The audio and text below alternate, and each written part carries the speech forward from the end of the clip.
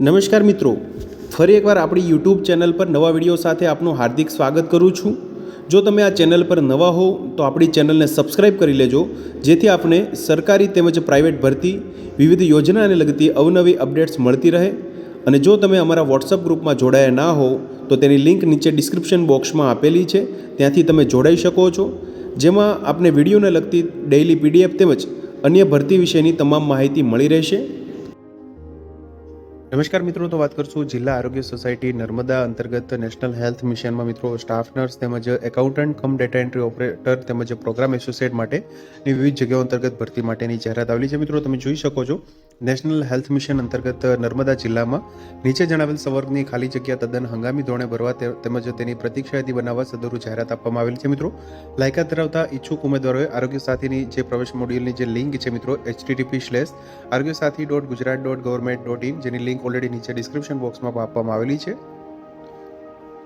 ત્યાં તમે તારીખ 23 ડિસેમ્બર 2024 થી 2 જાન્યુઆરી 2025 સુધી ઓનલાઈન અરજી કરવાની રહેશે। મિત્રો દર્શાવેલ પોસ્ટ માટેની જરૂરી લાયકાત, ઉચ્ચ માસિક વેતન તેમજ અનુભવ, ઉંમર અંગેની સ્પષ્ટતા અહીંયા આપેલી છે। મિત્રો તમે જોઈ શકો છો, પ્રોગ્રામ એસોસિએટ ન્યુટ્રિશન માટેની એક જગ્યા છે જિલ્લા કક્ષાએ। મિત્રો જેમાં પગાર ધોરણની વાત કરીએ તો પ્રતિમાહ 16,000 રૂપિયા ફિક્સ માસિક વેતન મળવાપાત્ર થશે। શૈક્ષણિક લાયકાતની વાત કરીએ તો MSc food and nutrition, post graduate diploma in nutrition, diabetes તેમજ ડાયટિસ્ટ તેમજ કોમ્પ્યુટરનું બેઝિક જ્ઞાન હોવું જરૂરી છે।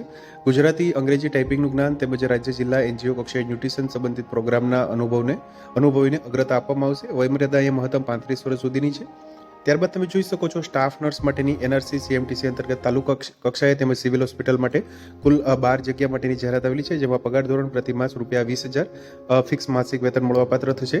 લાયકાતની વાત કરીએ તો સ્નાતક, ડિપ્લોમા ઇન નર્સિંગ, જીએનએમ તેમજ 2 વર્ષનો હોસ્પિટલ ક્ષેત્રનો અનુભવ, કોમ્પ્યુટરનું બેઝિક જ્ઞાન હોવું જરૂરી છે। મહત્તમ 40 વર્ષ સુધીની વયમર્યાદા રહેશે। ત્યારબાદ તમે જોઈ શકો છો, એકાઉન્ટન્ટ કમ ડેટા એન્ટ્રી ઓપરેટર પ્રાથમિક આરોગ્ય કેન્દ્ર કક્ષાએ 2 જગ્યા માટેની જાહેરાત છે, જેમાં પગાર ધોરણ પ્રતિમાસ ₹20,000 ફિક્સ વેતન મળવાપાત્ર થશે। લાયકાતની વાત કરીએ તો ગ્રેજ્યુએટ કોમર્સમાં કરેલું હોવું જોઈએ તેમજ diploma certificate in computer application, Tally accounting, કોમ્પ્યુટરની જાણકારી, ગુજરાતી, અંગ્રેજી તથા ઓછામાં ઓછો 1 વર્ષનો એકાઉન્ટિંગ કામનો અનુભવ ધરાવતા હોવા જોઈએ। ઓનલાઈન ફોર્મ ભરવા અંગે અગત્યની સૂચના આપવામાં આવેલી છે।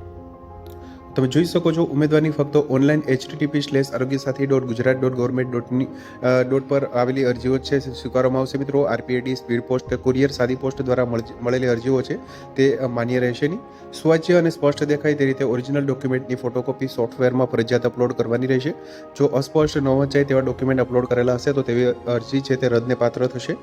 અધૂરી વિગતોવાળી અરજીઓ અમાન્ય રહેશે। ઉમેદવાર એક કરતાં વધુ અરજી કરી શકશે નહીં। ઉમેદવારોએ કોમ્પ્યુટરની પ્રેક્ટિકલ પરીક્ષા આપવાની રહેશે તેમજ ઉપરોક્ત જગ્યા માટેનો પત્ર વ્યવહાર અત્રેની કચેરી ખાતેથી ઈમેલ મારફત જ કરવામાં આવશે, જેથી કરીને ખાસ ઉમેદવારોએ તેઓને ઈમેલ આઈડી ખાસ કરીને હાલ કાર્યરત હોય તેવા જ દર્શાવવાના રહેશે। ઉક્ત જગ્યાઓ માટે દરેક ઉમેદવારોએ ઓનલાઈન અરજી કરતા પહેલા જરૂરી શૈક્ષણિક લાયકાત, અનુભવ, ઉંમર વગેરેની આરોગ્ય સાથી પોર્ટલમાં જણાવ્યા મુજબ અભ્યાસ કરી અને ત્યારબાદ જ ઓનલાઈન અરજી કરવાની રહેશે। વયમર્યાદા માટે જાહેરાતમાં દર્શાવેલ અરજી સ્વીકારવાની છેલ્લી તારીખના રોજ વયમર્યાદાની ગણતરી કરવામાં આવશે।